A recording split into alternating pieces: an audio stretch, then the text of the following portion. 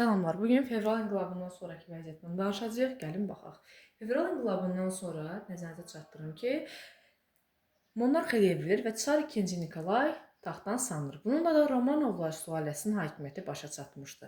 Rusiyada iki hakimiyyət qurulur. Müvəqqəti hökumət 4 mart tarixində qurulmuşdu. 6 mart Fəhli Deputatlar Soveti qurulmuşdu. Bununla da Rusiyada iki hakimiyyətliyi başlayır. Müvəqqəti hökumət Cənubi Qafqazda öz şöbələrini açır. İctimai Təhlükəsizlik İdarə Komitəsi Bakıda açılmışdı. Xüsusi Cənubi Qafqaz Komitəsi Tiflisdə açılmışdı. Nəzərinizə çatdırım ki, Cənubi Qafqaz canişinin yerinə komitə yaradılmışdı.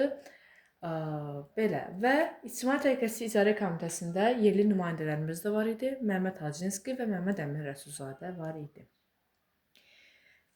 Bu qədər və Fəhli Deputatlar Soveti hələ qeyri-qanuni yolla, yəni qeyri-rəsmi olaraq fəaliyyət göstərirdi və Bakı Fəhli Deputatlar Sovetinin başçısı olmuşdu Şamyan olmuşdu. Bura menşeviklər, eserlər, bolşevik, daşnak bütün yəni belə deyək, qruplar burada mövcud idi. Ancaq müsəlmanların fikirləri təbii ki, alınmırdı.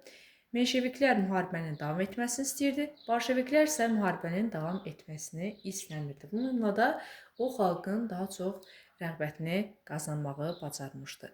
İndi keçək oktyabr çevrilişindən sonra. Oktyabr çevrilişi baş verir. Ondan sonra nəyə son qoyulur? Müvəqqəti hökumətə konkret olaraq son qoyulur. Artıq müvəqqəti hökumət 4 mart tarixində yaradılmış müvəqqəti hökumət oktyabr çevrilişi nəticəsində artıq fəaliyyətinə xitam verilir. Bundan sonra rəsmi olaraq nə qurulur? 1917-ci il 2 noyabr tarixində qurulmuşdu Bakı Soveti.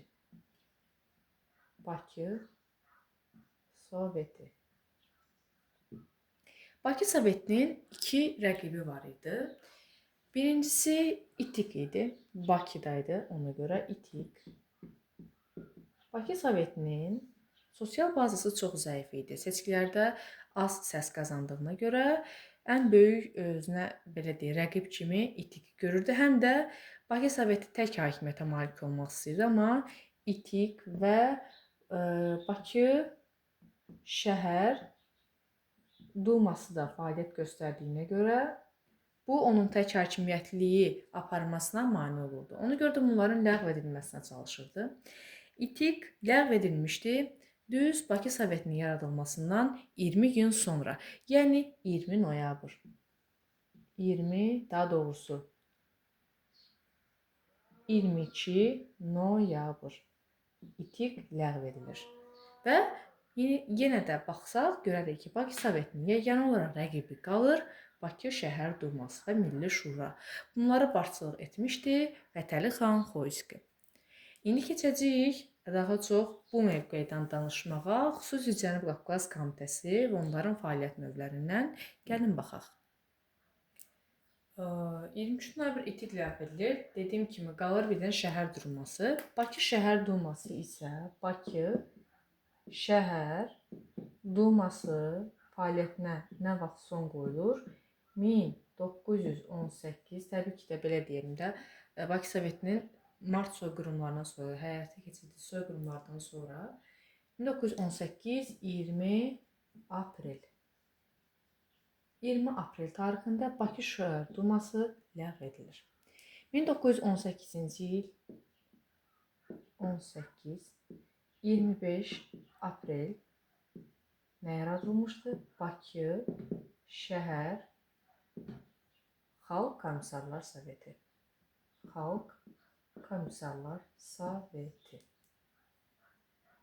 Bakı Xalq Komissarlar Soveti yaranmışdı.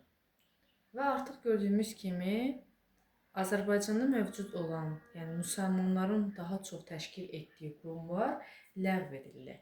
Artıq özlərinə məxsus bir qurum yaradırdılar. Danışdıq ki, 1917-ci il fevral inqilabından sonra müvəqqəti hökumət yaratmışdı. Nəyi?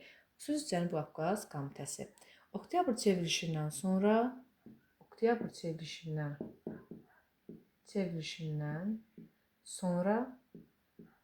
öz fəaliyyətini dayandırmışdı xüsusi Cənubi Qafqaz komitəsi. Həm də hökuməti tanımırdı. Hökumət də deyir, tanımırsansa mən sənin fəaliyyətini dayandırıram. Həm də önəmli bir addımlar ata bilməmişdi. Yəni müvəqqəti hökumətlə bərabər komitə də fəaliyyətinə son qoyulur. 1917-ci il 11 noyabr tarixində 11 noyabr tarixində yaradılmışdı xüsusi Cənubi Qafqaz komissarlığı. Nəzərinizə çatdırım ki, komitə, komissarlıq, Seym bunların hamısı Tiflisdə fəaliyyət göstərmişdi.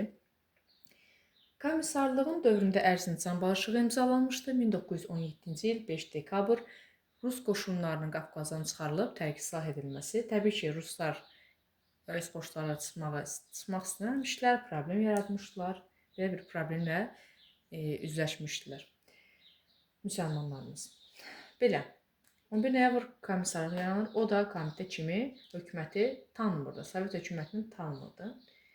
Və onun dövründə başqa önəmli hadisə yoxdur. Əsasən Osmanlı'da imzalanan müqavilə var idi. Daha sonra 1911 noyabrdan fevrala qədər mövcud olmuşdu komissarlıq. Ondan sonra yaradılmışdı 1918-ci il 23 fevral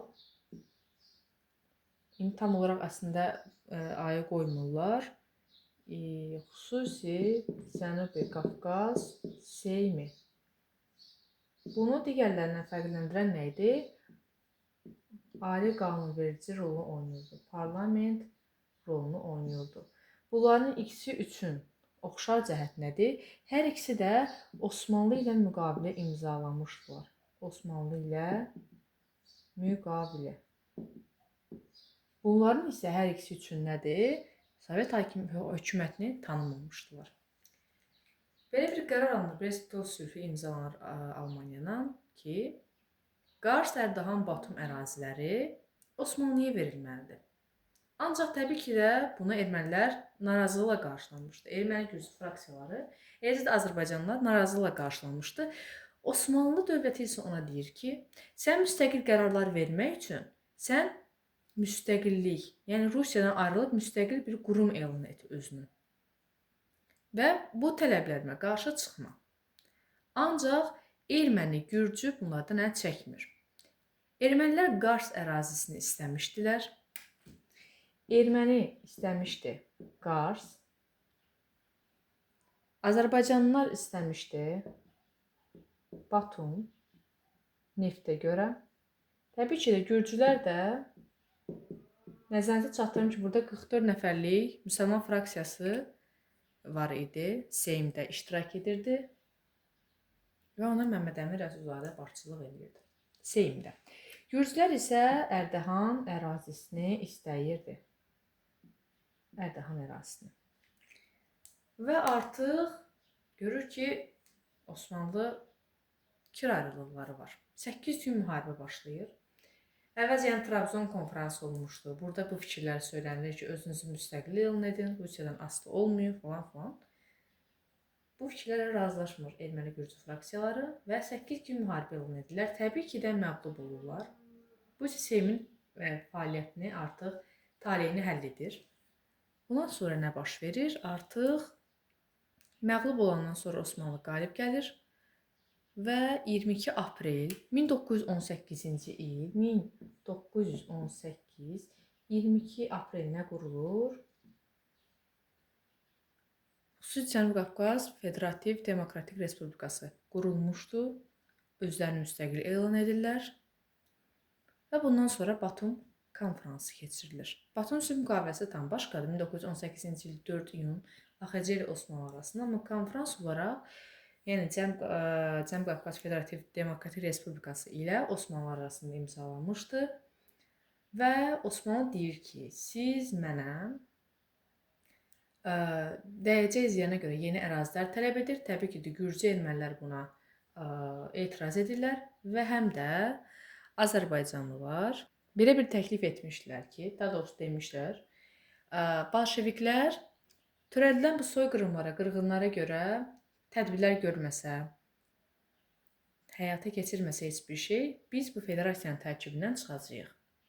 Və belə də yavaş-yavaş olurdu. Artıq Azərbaycanlılar Osmanlıya meyl edir. Gürcü və ermənilər isə Almaniyanın tərsində olurlar. Və bunun nəticəsində federasiyanın tərkibindən çıxan kim olur ilk olaraq? Gürcülər. Gürcülər çıxır, öz federativ respublikasını yaradırlar. Ardınca Azərbaycan və sonra isə ermənilər. Və bunun nəticəsində artıq 1918-ci il 28 may tarixində Azərbaycan Xalq Cümhuriyyəti də bunun nəticəsində, yəni Seymin dağılması nəticəsində yavaş-yavaş qurulmağa başlayır. 26 mayda Gürcülər artıq onun tərkibindən çıxır. Sonra yavaş-yavaş Azərbaycan, sonra ermənilər və bununla da Seym dağılır. Belə, bu qədər izlədiyinizə görə təşəkkür edirəm.